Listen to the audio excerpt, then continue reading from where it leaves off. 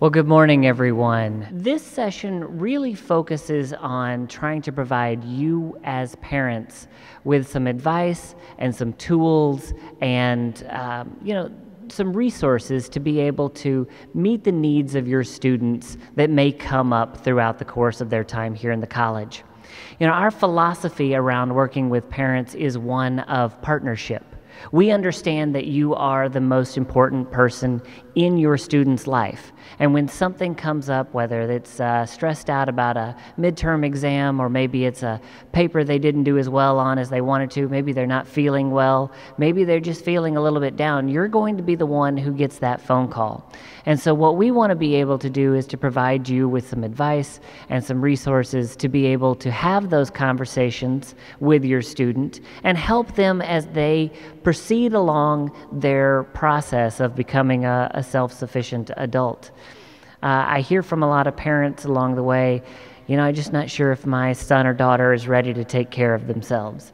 And the truth is, they're more ready than any of us know. They just haven't done it yet. And so we know that there are going to be some questions, and we want you to know that we will be there to assist you through this process. So we've got a great panel of folks today who are going to be able to talk to you about this process from a lot of different perspectives. And we're going to start off first with David Albert. He's the director of the Student Counseling Service.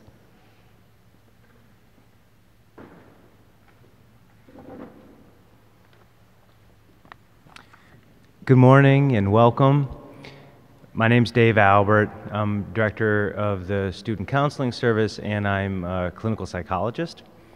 And I'm happy to welcome you to the University of Chicago, and happy to share a few brief remarks about a topic that I suspect is very much on everyone's mind today.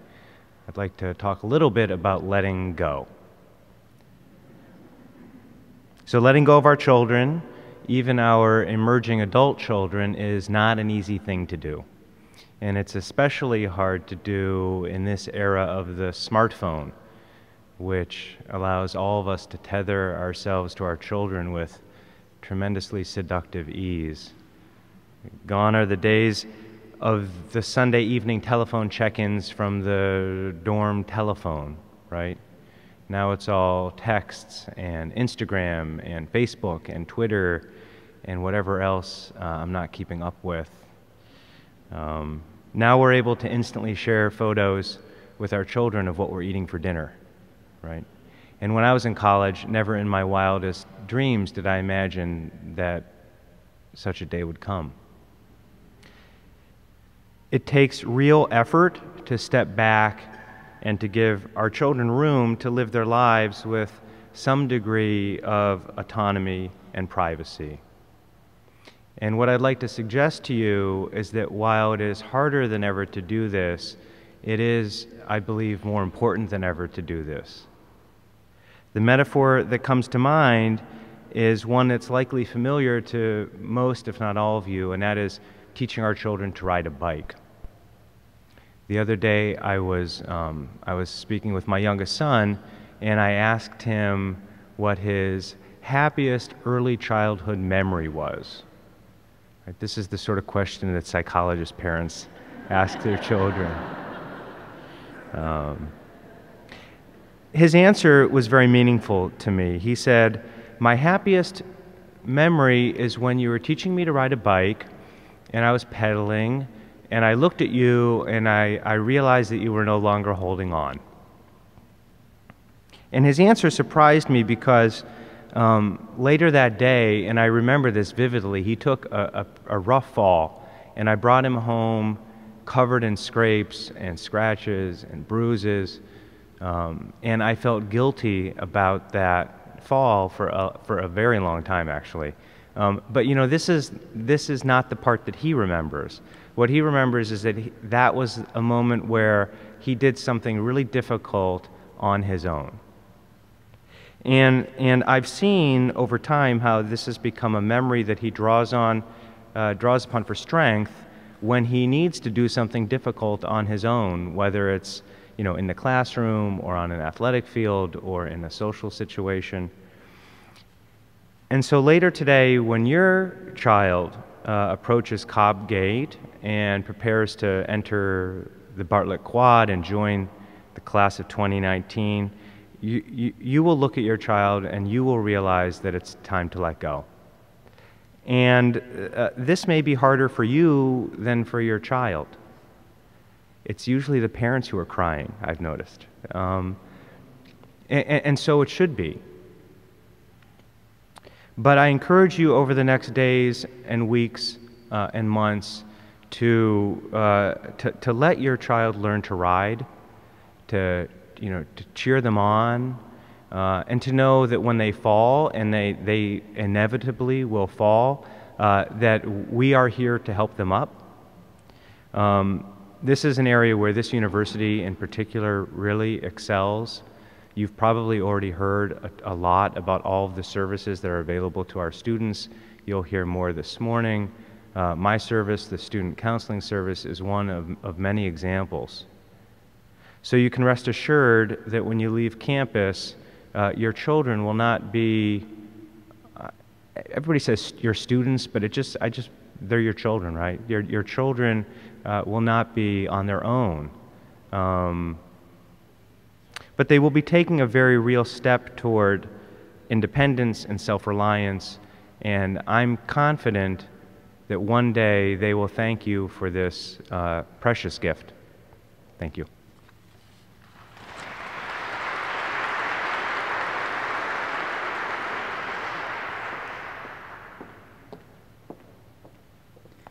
Good morning. My name is Jennifer Luttig-Komrosky. I'm the Executive Director for College Housing and Residential Services. It's good to see you all again. Yesterday you were carrying books and boxes and all sorts of wonderful things to set your students off for success in the residence halls. I don't see any of those items here today, so it seems that yesterday was a success. So yesterday was my 19th opening in the residence halls, and yet I still had the opportunity to see it from fresh eyes.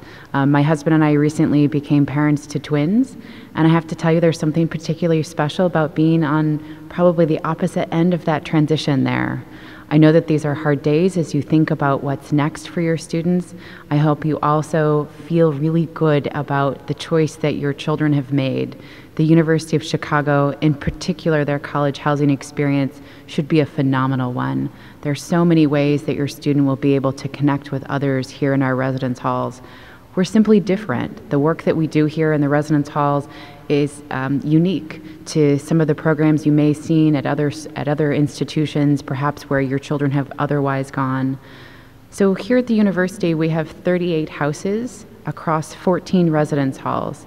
We have over 150 staff who will live in the residence halls with your students, whether those be resident assistants who are typically third or fourth year students, resident heads who are advanced graduate students, typically PhD students, and they live here often with their families. Perhaps some of you in our courtyards or on our front porch, back porch, saw children's toys and wondered, why is it that we would have these here in the residence halls? Those are for the children of the resident heads. This year we have 48 children under the age of 12 who are living with us. So as you can see, we really do service a wide range of students who live with us, faculty members and young children, the youngest who was born just last month.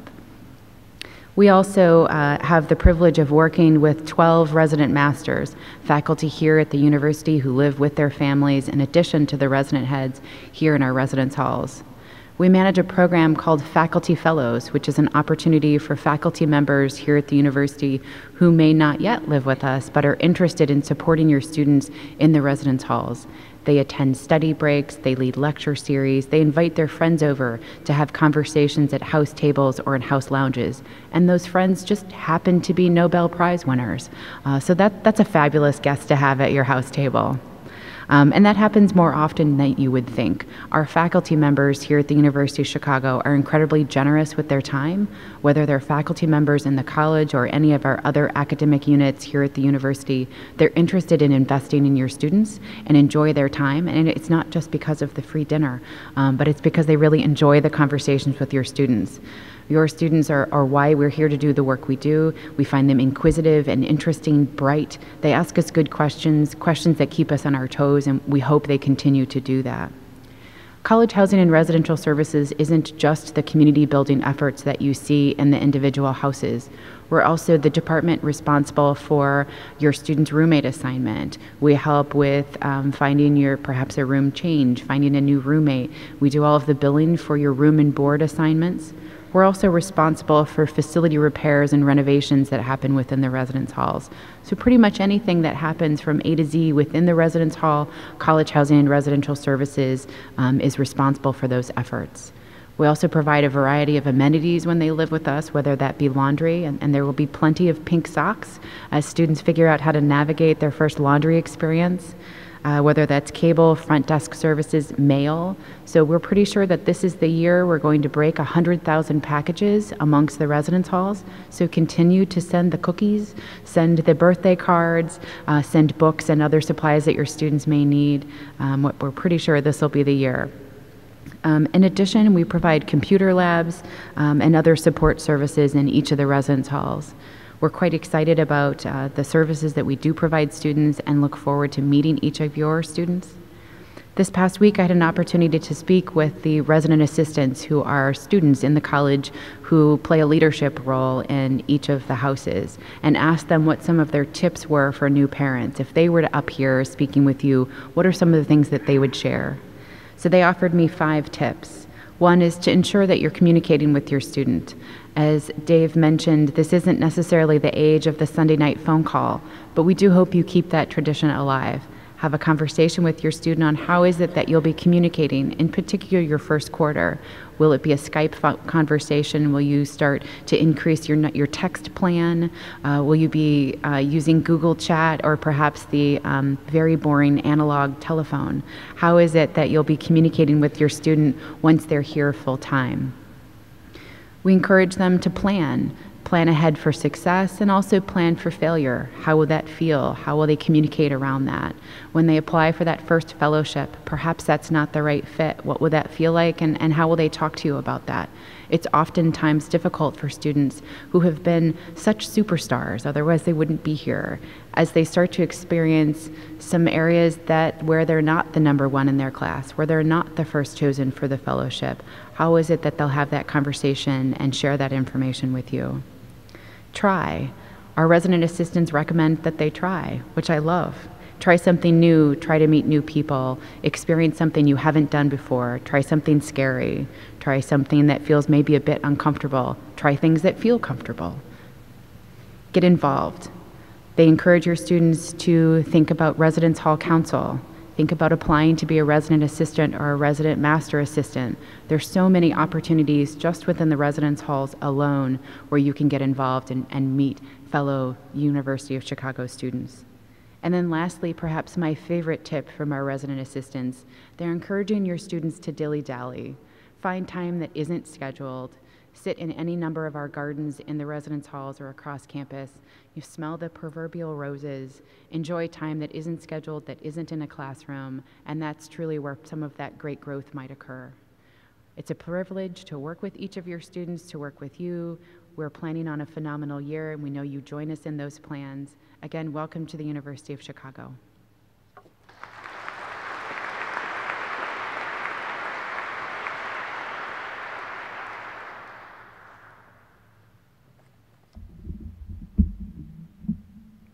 On behalf of Jay Ellison, Dean of Students in the college, I'd like to welcome you here today. My name is Kathy Forde, and I'm a Senior Associate Dean in the college and Director of the Academic Advising Office. The Office of the Dean of Students in the college also includes the College Programming Office, who put on this wonderful event, as well as all the events of this week and many events to follow. The center, we started 2 new offices today, so I always say I want to make sure I get their names, or this year, so I want to make sure that I get their names correct. So it's the College Programming Office, as well as the new Center for College Student Success, which runs the Summer CAP program and works to support all students, including first-gen, low-income students, and undocumented students, and the new College Center for Scholarly Advancement, our scholarship and national fellowship office that works with students as they apply for fellowships and to graduate programs.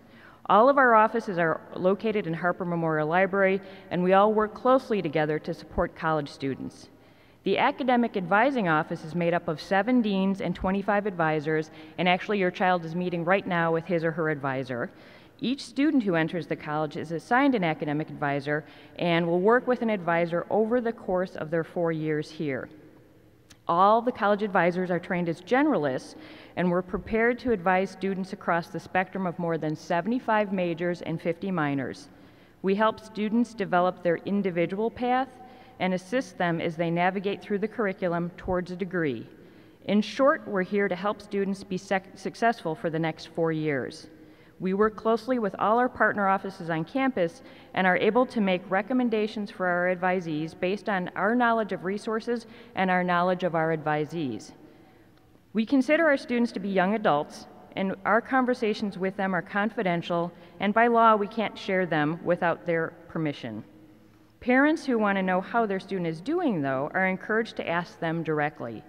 As a rule, advisors contact students if we hear from parents at all. We want to let them know our primary relationship is with the student. But your role as parents, with parents, we hope to have a partnership in seeing that students have a successful and productive college experience. Through our residential house and advising systems, we provide a substantial safety net for students, and we will certainly contact parents if the college is aware of any health or safety issues that are serious enough to warrant a phone call. We have no hesitation in doing that. We want to assure you of that. But parents can partner with us most effectively by being patient and supportive of their student. Encourage them to ask for help if they need it. When parents are quick to jump in and manage student issues, it prevents the students from learning and growing into the self-sufficient adults that we all want them to be. That's really our joint goal here. If they don't know who to speak with, you can always have them contact their advisor, who will be able to make an appropriate recommendation for them. And if we want to sort of continue that bike metaphor, we should always strive to allow the students to, attend to their own skin needs. You have spent the last 18 or 19 years helping them carefully pack that first aid kit. And they know how to use it because they've seen you demonstrate that. So it's now the opportunity for you to let them sort of use their first aid kit when they need it and sort of take the Band-Aid out and put it on themselves. Thank you.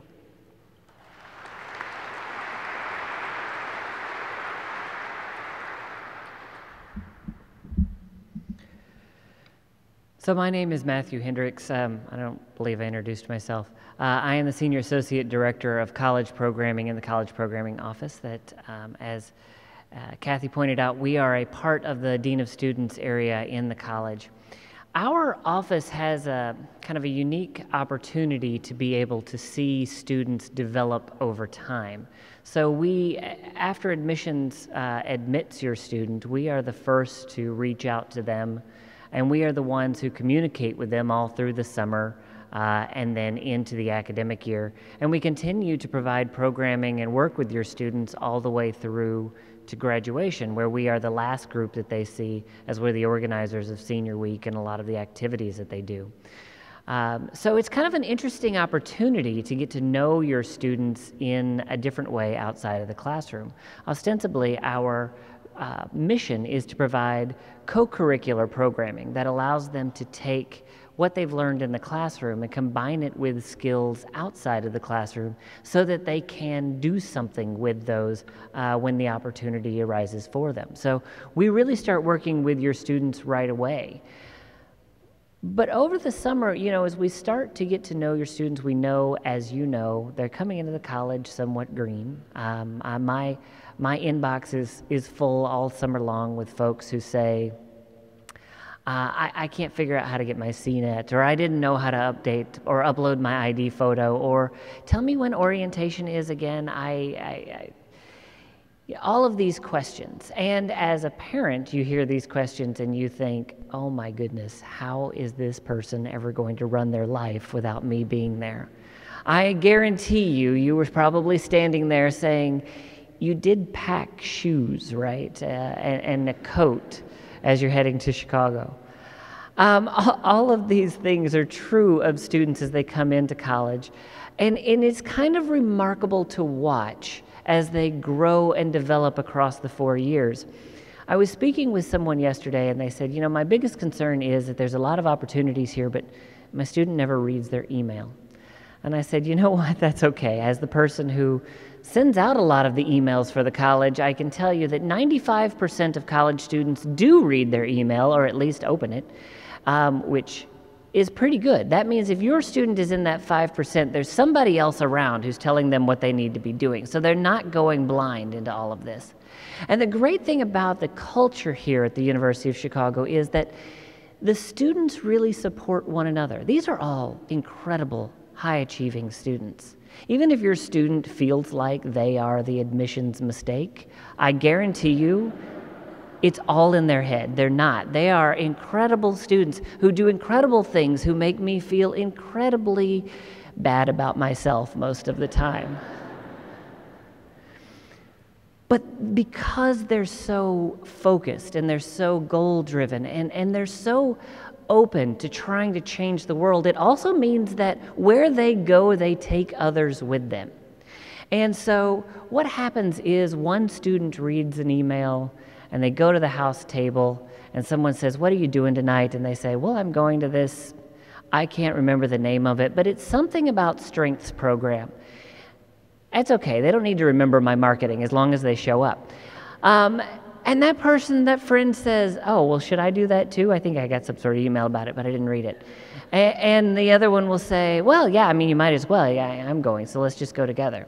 And then they do. And the next thing you know, they've got the information that they need. And this happens over and over again.